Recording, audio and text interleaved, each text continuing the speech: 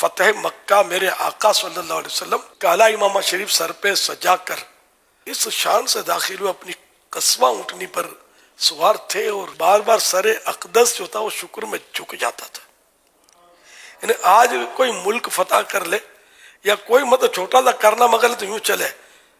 کہ ماں بدولت نے یوں کر دیا، اس کو بھگا دیا، لیکن میرے آقا صلی اللہ علیہ وسلم نے ایسے خونخوار کفار پر جب غلبہ پایا اللہ کی رحمت سے، جو آپ کی جان لینے کی کوششیں کر رہے تھے ان کو اپنی جانوں کے لالے پڑ گئے، پھر بھی میرے آقا جھک جاتے تھے کہ مطلب ایسا شکر کا انداز، ایسی عاجزی کہ دنیا بھر کی عاجزیاں ان کے قدموں کے ناخن پر قربان، میرے آقا کے ایسی عاجزی کے ساتھ مطلب آپ مکہ مکرمہ میں داخل ہوئے۔ یار دل ہل گیا میرا یار یہ چیزیں پڑھ کے، یار کہ ہم لوگ جو ہے یار کیا مطلب بیچتے کیا یار، مطلب اتنا پھول جاتے ہیں کچھ ہم سے کارنامہ انجام ہو جائے تو کہ یہ میرا کارنامہ ہے، کبھی بھی مت سمجھنا کہ میرا کارنامہ ہے۔ آپ نے نوٹ کیا ہو کبھی میں اس طرح کی باتیں دعوت اسلامی کے شروع کی کرتا ہوں تو بارہا میں کہتا ہوں کہ میرے رب کا کرم ہے، میرے رب کا کرم ہے، ایسا نہ ہو میرے منہ سے کوئی بڑا بول نکل جائے اور بڑے بول والے پھر کہیں نظر نہیں آتے کہ تختے الٹ جاتے ہیں۔ ایک شخصیت تھی جس کے مطلب یہ کہ بہت چاہنے والے تھے، اور نمازیوں کی اتنی بھیڑ ہوتی تھی، خاص کر عید میں روڈ بھر جاتا تھا، اتنا ہجوم تھا۔ تو رمضان المبارک میں کوئی ان کے خطاب میں ایسا جملہ نکل گیا،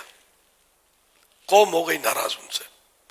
اور عید اس حال میں ہوئی کہ ایک کا دو صفیں مسجد کے اندر بنی، لوگ خلاف ہو گئے، یہ کیا بات کر دی۔ تو یوں بڑا بول کبھی بھی نہیں بولنا چاہیے، اور بھی بڑے بول والوں کے انجام میں نے دیکھے ہیں کہ یوں چاند چڑھتا ہے، یوں چڑھتا ہے اور پھر یوں ٹھکاک کر کے نیچے گرتا ہے، اور وہ یا گمنام ہو جاتے ہیں یا جیتے جی اتے سے رہ جاتے ہیں، یہ بھی ہوتا ہے، لوگ بھاگ جاتے ہیں۔ جیسے لیڈر ہوتا ہے نا عام طور پہ بڑا آدمی، بڑا مقرر،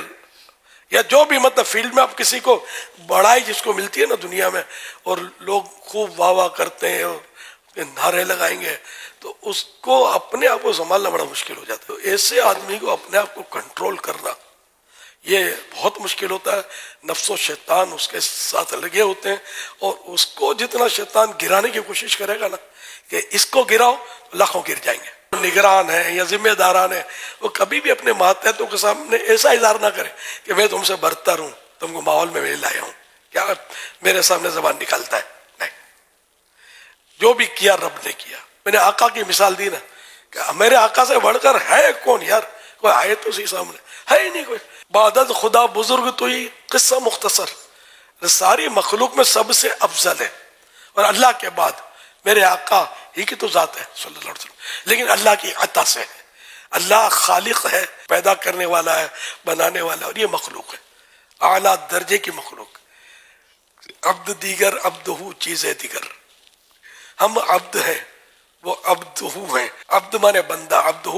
مانے اس کا بندہ، تو یہ بندے خاص ہیں میرے پیارے آقا صلی اللہ علیہ وسلم۔ جو بھی عظمت دی، جو بھی رفعت دی، جو شان دی، سب میرے رب نے دی پیارے آقا صلی اللہ علیہ وسلم کو۔ یہ کہ ہمیشہ عاجزی کی، تو حقیقت بھی یہ کہ جو شاخ پھلوں سے لدی ہوتی ہے وہ جھکتی ہے،